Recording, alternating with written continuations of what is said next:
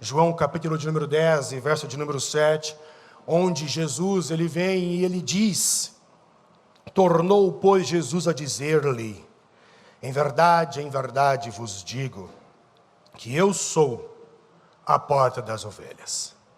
Queridos, quando nós lemos a Bíblia Sagrada, eu gostaria muito de entender e perceber e até mesmo acreditar que você tenha assiduidade a ler a Bíblia Sagrada. Gostaria muito que você fosse assíduo na leitura da Bíblia Sagrada. Porém, quando nós olhamos para a Bíblia Sagrada, nós não podemos ler todos os versículos da Bíblia Sagrada de modo literal. Quando olhamos para a Bíblia Sagrada, nós vamos ver que há determinados momentos da Bíblia Sagrada em que ela vai usar de simbolismo. Outros momentos ela vai usar de figuras de linguagem. E há outros momentos ainda que ela também sim, ela vai falar literalmente. Mas quando você e eu lemos, não podemos ler apenas com uma lente, não podemos ler apenas com a lente do literal, porque nem tudo o que está escrito na Bíblia Sagrada é literal. Existe uma grande porcentagem, uma grande proporção de figuras de linguagens e também de símbolos. E quando falamos sobre simbolismo, símbolo é algo que você e eu usamos inclusive até hoje. Pois existem determinados momentos nas nossas relações via WhatsApp, nos nossos grupos via WhatsApp, você vai perceber que há momentos em que você não vai se comunicar usando a escrita, mas você manda ali um símbolo, assim como nós tínhamos o Antigo Egito. O Antigo Egito usava símbolos que é chamado de hieróglifo. Nós temos ainda civilizações atuais que também usam dentro da sua escrita símbolos, como China, Japão, Coreia, ainda escreve, ainda sua narrativa, ainda sua escrita é feita por meio de símbolos, e nós não somos diferentes. Dependendo da mensagem que você recebeu via WhatsApp, você vai colocar um emoji, e esse emoji às vezes está irado, ou está triste, ou está risonho, ou está dando gargalhada. Você está se comunicando sem colocar ali uma determinada palavra, porém aquele que recebeu o teu emoji, o teu símbolo, ele percebeu, ele entendeu o que você queria dizer. E na Bíblia não é diferente. A Bíblia também usa de simbolismo, a Bíblia também usa de figuras de linguagem para poder trazer uma alusão. Então, para que servem os símbolos? Os símbolos, eles representam uma determinada verdade. Os símbolos, eles substituem uma determinada verdade. Os símbolos, eles sugerem uma determinada verdade. Em outras palavras, existe uma verdade, só que para tentar deixar lúdico, deixar didático, deixar mais atraente, mais fácil, mais entendível,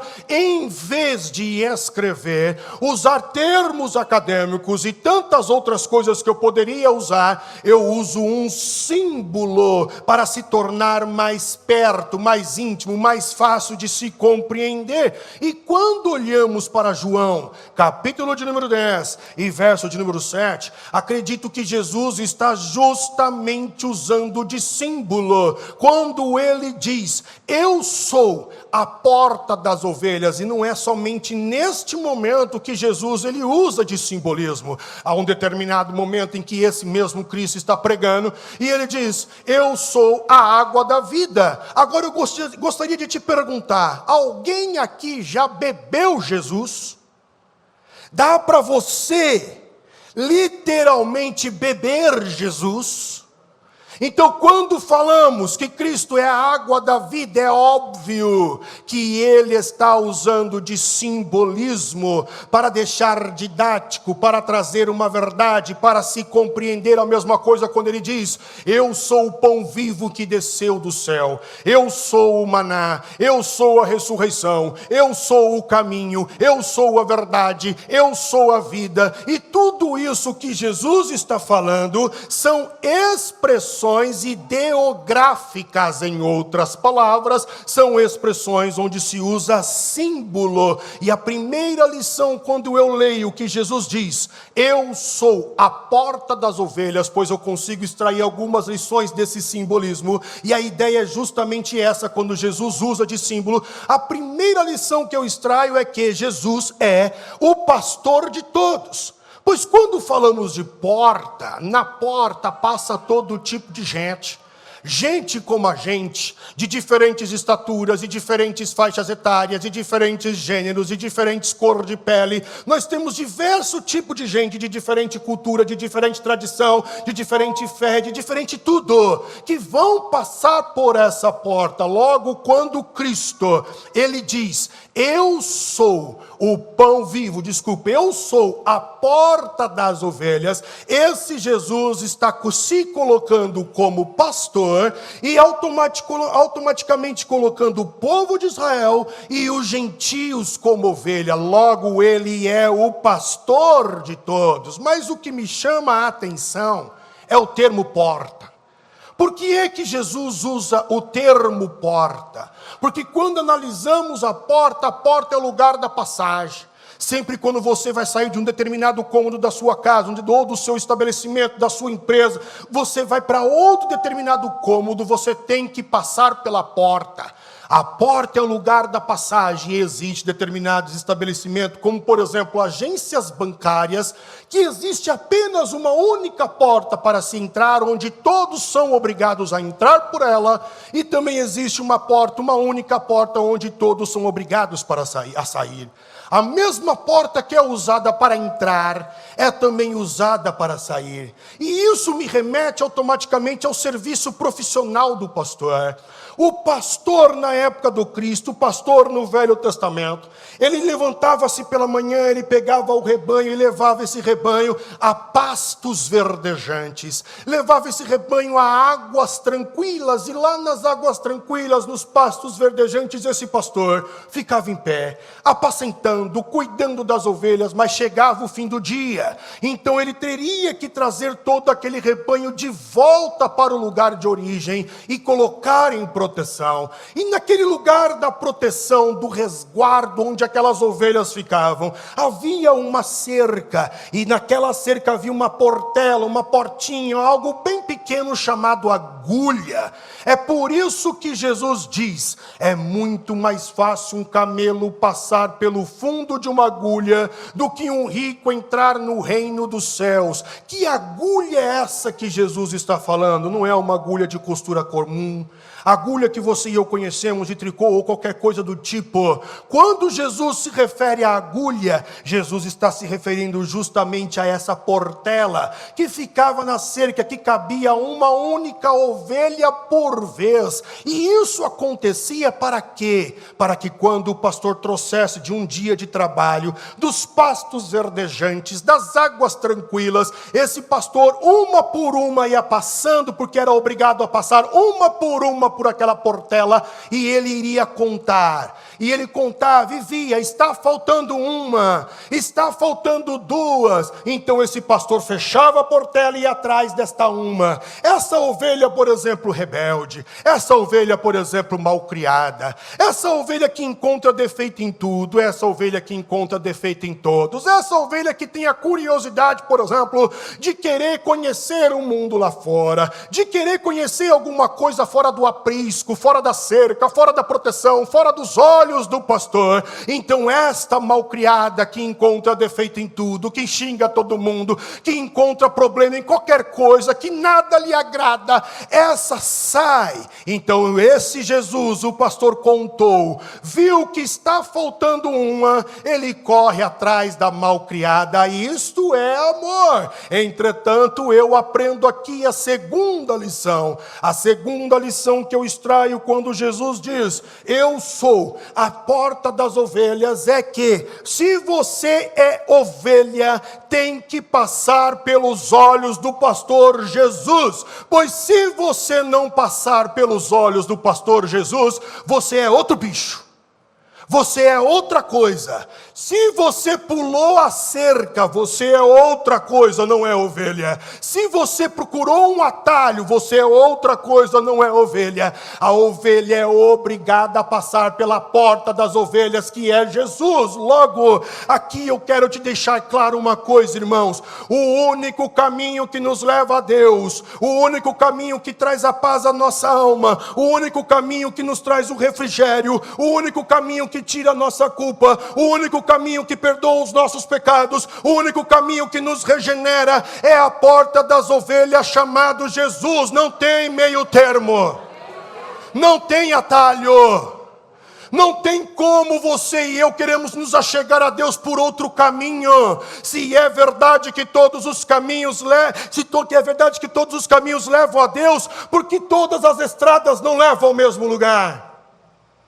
Se todos os caminhos levam a Deus, por que todas as estradas não levam ao mesmo lugar? Se conosco as estradas não se conectam às vezes, não levam para o mesmo lugar, com Deus não é diferente. O único caminho para se encontrar a paz, o refrigério, o perdão, a salvação, é a porta das ovelhas, é Jesus Cristo. Tem que passar por Ele. Se passar por Ele é ovelha, se não passar por Ele é outra coisa. Porém, acredito ainda que além de Jesus falar que é Deus de todos, acredito ainda que além de nós sermos obrigados a passar pelos olhos do pastor, se queremos ser ovelha, acredito também que Jesus está se referindo aos muros e às portas de Jerusalém. Porque na época antiga, no Velho Testamento, as grandes cidades, elas possuíam muros para proteção, e esse era o principal objetivo dos muros. As cidades, elas eram muradas. Porém, quando olhamos para Jerusalém, Jerusalém era uma cidade fenomenal, pois algumas cidades competiam com Jerusalém, entretanto, elas tinham ramos diferentes. Por exemplo, Atenas era o centro da sabedoria, do conhecimento do mundo antigo, da filosofia, do entendimento, da subjetividade. Atenas. Agora, a cidade, por exemplo, da política, do militarismo, da política em expansão, da organização de uma determinada cidade, Roma. Mas e a cidade da fé?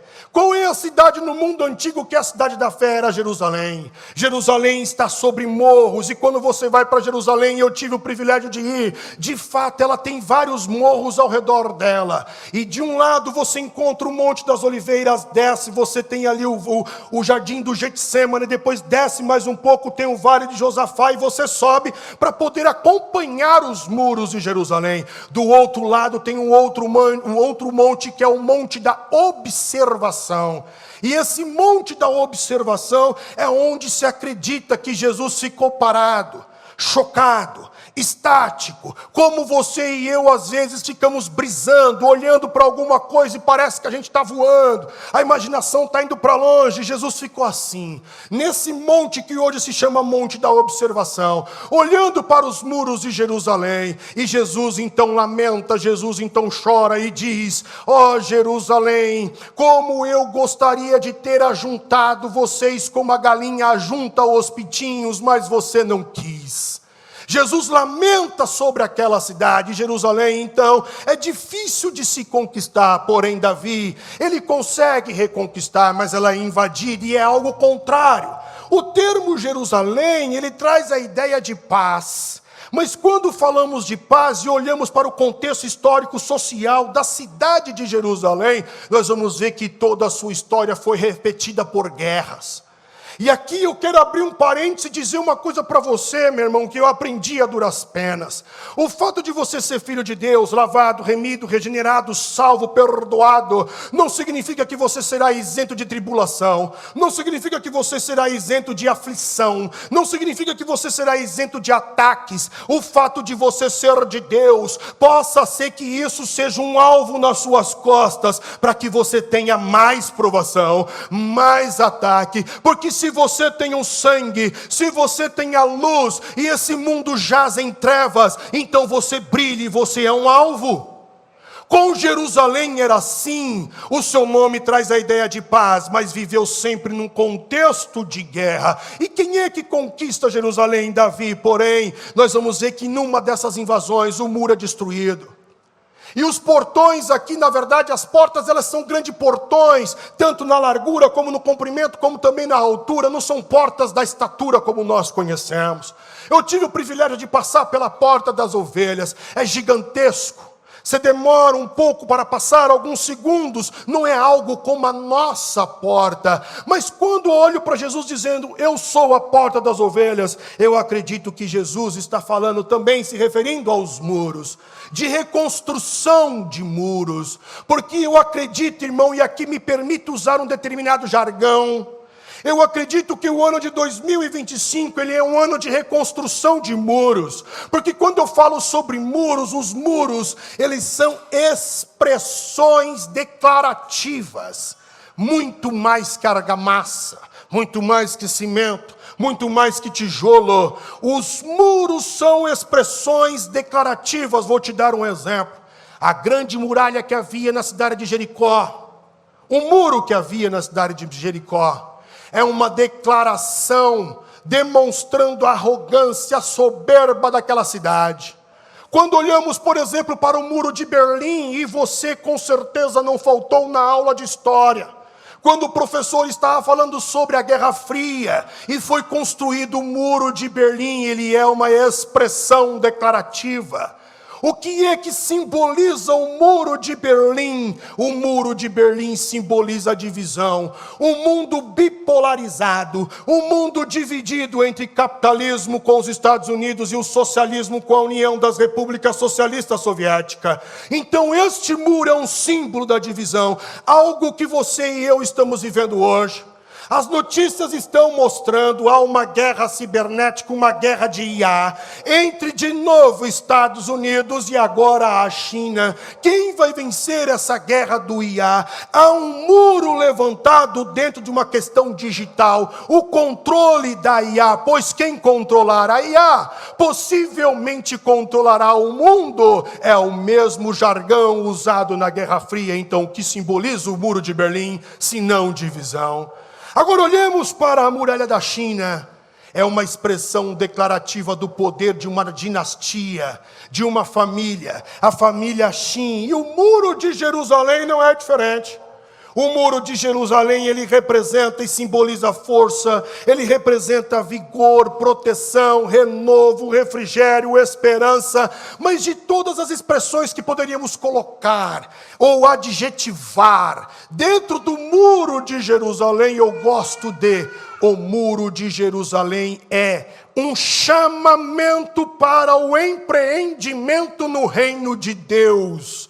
E Neemias foi usado para poder chamar qualquer pessoa que estava no outro país, lá na Babilônia, em outra terra, na Síria, em todos os lugares onde havia judeu. Esse Neemias vem com Esdras e eles começam a conclamar: temos que reconstruir os muros, a nossa cidade está destruída, precisamos proteger, é símbolo de esperança, mas eu não sou pedreiro, eu não sei mexer com nada disso, mas venha nos ajudar a carregar o tijolo. Por isso, eu quero aqui abrir mais um parênteses e te dizer: se você é telespectador no reino de Deus, você está errado.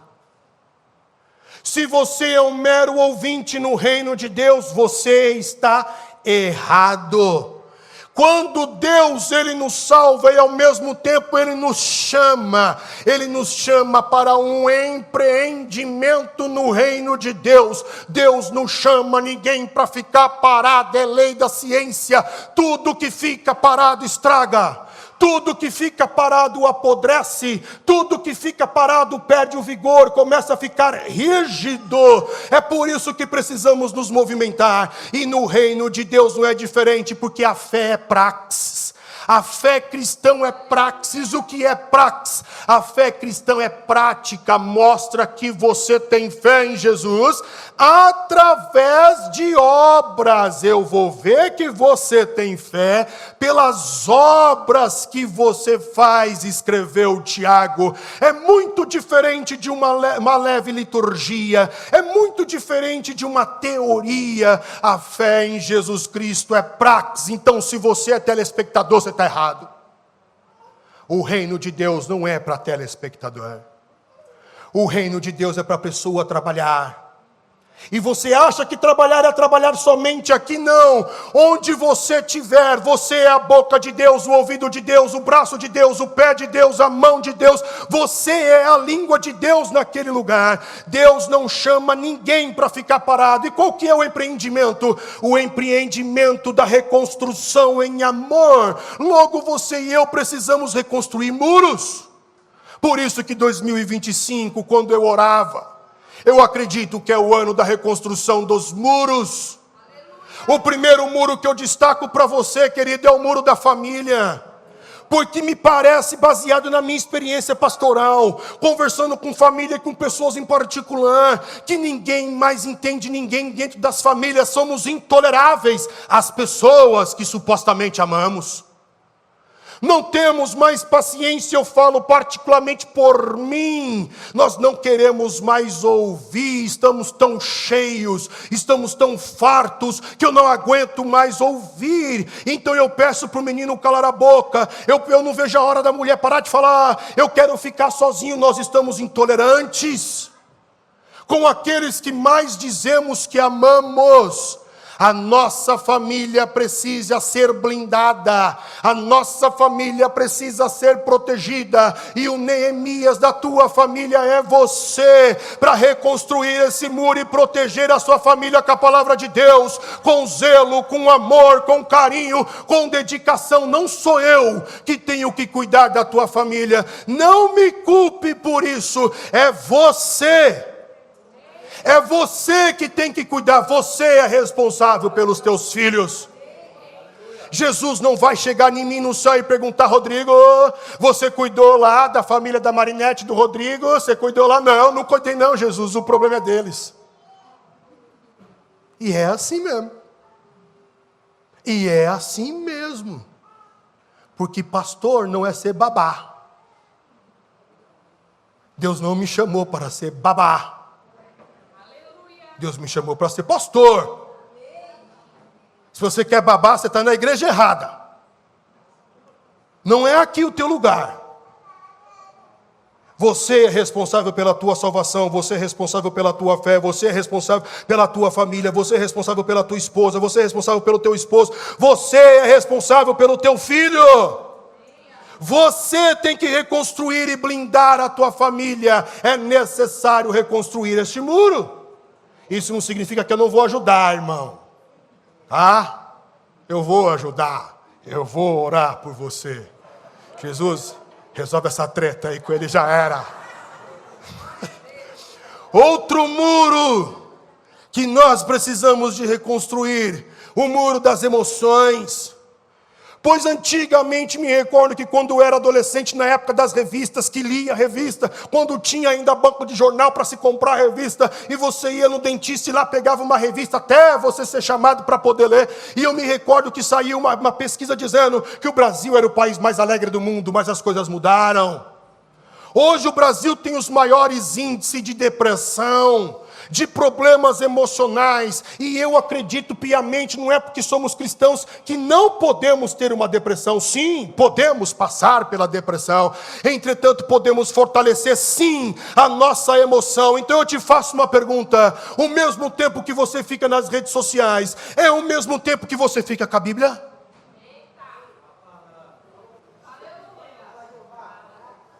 Eu vou pedir para a plateia, por favor, não se manifestar, para não comprometer ninguém, por favor. O tempo que você fica nas redes, na Netflix assistindo séries, é igual, é equivalente a um estudo de qualidade da palavra de Deus. Como é que você quer se tornar forte? Como é que você quer vencer o maligno? Como é que você quer vencer os dilemas da vida, se você não está se alimentando de algo com substância, com qualidade, com vitamina para a tua alma? Você pode passar pelo problema, mas com certeza a palavra de Deus vai te revigorar, porque a palavra de Deus é viva, a palavra de Deus é eficaz, ela penetra onde o remédio não penetra, ela penetra onde a psicanálise não penetra, ela penetra onde a psicologia não penetra. A palavra de Deus tem poder. A palavra de Deus tem poder. Tenha tempo de qualidade com Deus. Tenha tempo de qualidade com a palavra dele. Passe mais tempo, reconstrua os muros das suas emoções. Outro muro é o da fé. E eu falei de manhã e repito aqui, eu não sei, mas eu gostaria muito, irmão, de mudar às vezes o meu discurso aqui em cima, porque eu não sei você, mas eu me canso de me ouvir.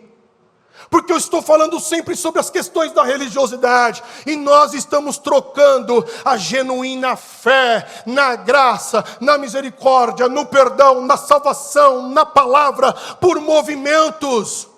Eu tenho certeza, irmãos, que se nós estivéssemos fazendo mais movimentos nessa igreja, intituladas de campanhas e tantas outras coisas, nós teríamos rapidamente o dinheiro necessário para climatizar esse ambiente. Eu tenho certeza absoluta que se eu te ameaçasse com devorador, com migrador, com cortador, se eu te xingasse de ladrão, usurpador de Deus, eu tenho certeza que você teria dado mais e nós com certeza não teríamos problemas financeiros. Mas em Lagoinha não é assim que nós somos. Mais especificamente não é em Lagoinha, São Miguel, nós não somos assim, eu não sou assim. Eu não acredito nesse tipo de evangelho, porque para mim isso não é o evangelho. Só que nós estamos correndo atrás de movimento. O movimento e a emoção não te deixa com solidez, com rigidez, com força. O movimento, a emoção é alegria passageira. Em breve você vai desistir. Em breve o vento vai soprar e automaticamente você vai desanimar novamente. Mas algo que pode te prender é a fé. Porque a fé é como um muro. Ele blinda, como escreveu Paulo em Efésios capítulo 6, que o escudo é da fé. Não troque a fé genuína por crendices, não troque a fé genuína por superstições baratas, não troque a fé na graça de Deus por fórmulas mágicas. Nada do que você fizer vai conquistar o coração de um Deus que já te amou na eternidade. Nada. Ele já te amou antes da fundação do mundo, porque está escrito que a cruz do Cristo, a sua morte na cruz, já é conhecida antes da fundação do mundo. Então reconstrua o muro da fé. Outro muro que você e eu precisamos reconstruir é o muro das relações de amor. E se existe uma área que o diabo, inimigo de nossas almas, ele trabalha muito justamente nas relações de amor. Porque do mesmo jeito, quando você está dentro de uma relação, você pode sofrer, você pode se sentir chateado, se sentir ferido naquela relação, porque o ambiente é de relação e nas relações acontece, mas é no mesmo ambiente da relação que você é curado. Entretanto, o fato de você ter relações, o diabo vai colocando sementes de inimizade, e isso acontece muito dentro da igreja, principalmente dentro da liderança e principalmente dentro do pastoreio. Como é difícil lidar com o pastor, como é difícil lidar com o líder, porque um líder está achando que o outro está roubando o departamento dele, um líder está achando que o outro não está passando por cima dele, picuinhas, besteiras, sendo que todos são do reino, trabalhando pelo mesmo propósito. Quem é que servimos aqui, departamento? Ou servimos ao Rei dos Reis, Senhor dos Senhores, o Salvador da nossa alma? Quem é que a gente está servindo aqui? Então ficamos perdendo tempo com besteiras. Aí nós vamos nas redes sociais, porque eu me senti ofendido, porque eu me senti abandonado, porque eu me senti vitimizado, porque me deixaram de lado de escanteio, ou simplesmente porque pegaram do meu departamento. Aí eu começo a cutucar. Aí eu vi aquele post que é legal, eu coloco lá para ver se aquela pessoa lá que fez isso comigo, que eu acho que fez, ele vai ler e quem sabe ele se toca. Meninice. Quando é que vamos crescer? Quando é que vamos tornar discípulos de Jesus? Cristãos. Por que é tão difícil de deixarmos as coisas para trás, como falou Paulo, e seguir para o propósito, seguir para o projeto, seguir para o valor. Por que se colocar na condição de vítima? Por que não olhar para a cruz? Por que não olhar para Jesus e deixar essas coisas? Essas coisas nunca vão acabar, irmão. Ou você acha que essas coisas vão acabar dentro da igreja? Você se ilude com isso? Você vive em qual mundo? De Bob? Da Disney?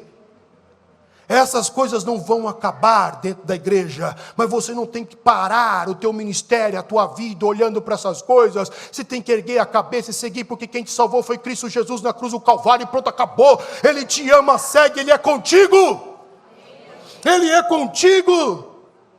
Porém, voltando para as portas, no livro de Neemias, nós encontramos o nome das portas: a porta dos peixes, a porta velha, a porta do vale, a porta do montouro, a porta da fonte, a porta das águas, a porta dos cavalos, a porta da inspeção, a porta das ovelhas.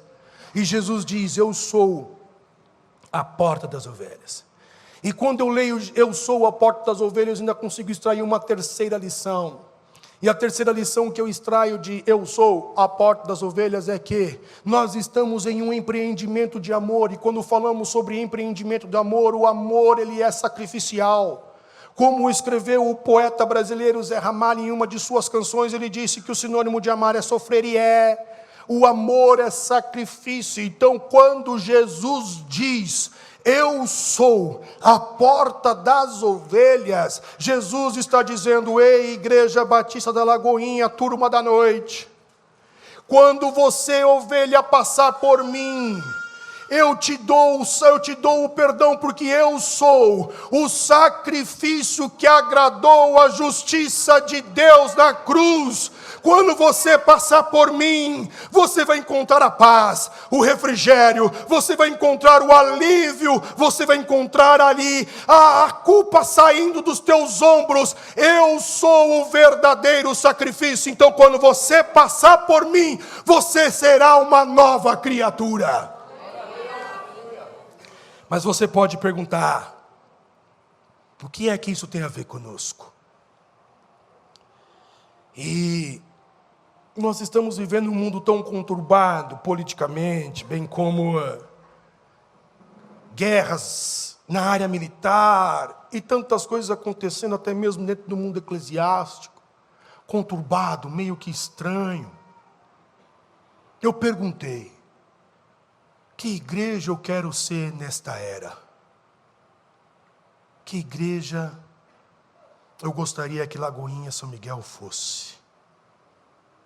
E eu não sei se você já perguntou sobre isso, mas eu levo esse papo de igreja muito a sério. Eu não sei como você encara a igreja, mas eu levo esse papo de igreja muito a sério. Que igreja eu quero ser? E se você perguntasse isso para mim de uma forma particular, intimista, eu obviamente teria que responder de modo particular e direto a sua pergunta. E eu responderia para você assim: eu quero ser a porta das ovelhas como Jesus foi. E por que eu quero ser a porta das ovelhas como Jesus foi? Eu quero ser a porta das ovelhas para que quando alguém passar por mim, eu gostaria muito que essa pessoa, ao passar, encontrasse a esperança. Quando essa pessoa passar por mim, eu gostaria muito que essa pessoa encontrasse o perdão. Porque quando nós falamos de igreja, eu já falei aqui para os irmãos, nós não precisamos de mais igreja, irmão, não precisamos mais abrir igreja, não precisamos mais ordenar pastor. O que nós precisamos hoje são de pessoas que ofereçam perdão, que amem, que ouçam, que compreendam, que vivam o Evangelho. Eu quero ser a porta das ovelhas para que quando essas pessoas passarem por mim, elas possam ser transformadas. Isso me faz lembrar de um aconselhamento pastoral que tive com uma determinada pessoa, onde esta pessoa entrou em contato, querendo conversar, desesperada, em choros. E na conversa, essa pessoa, então, ela conta ali o que aconteceu com ela. Está se sentindo culpada, está se sentindo indigna, não quer voltar. E na conversa com essa pessoa, depois de ouvir, eu fiz algumas perguntas e mostrei, falei do amor de Deus, da graça, da misericórdia, e no final essa pessoa volta a chorar, dá um sorriso meio que de lado, e eu pergunto como você está, e essa pessoa me diz, eu estou aliviado.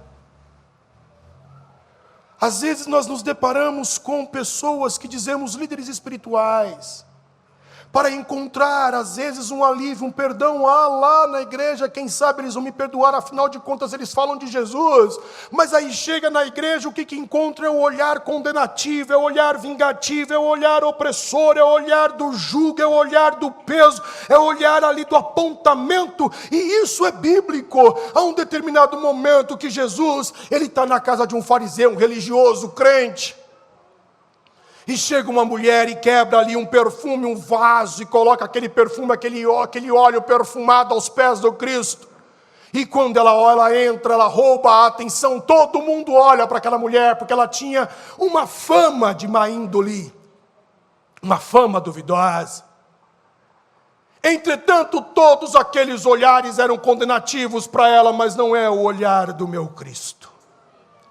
O olhar do meu Cristo foi de salvação, de restauração, de perdão. Porta das ovelhas.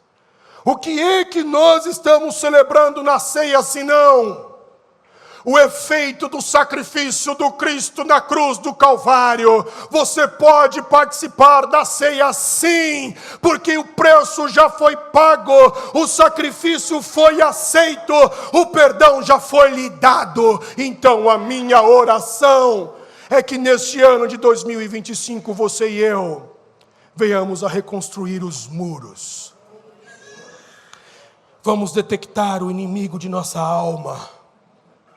Vamos expulsar o inimigo de nossa alma, porque me deixa te falar também, querido, nós não expulsamos o inimigo com campanha. Nós não encontramos solução de problema em campanha. Demônio se expulsa pelo nome de Jesus. Enfermidades são curadas pelo nome de Jesus. Campanha não adianta nada, só rouba teu tempo. Não adianta nada.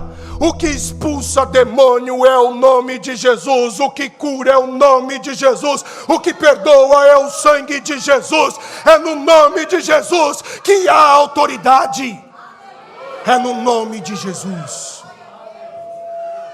Reconstrua os muros da fé. Vamos reconstruir os muros da família. E vamos ser a porta das ovelhas. Que Deus os abençoe.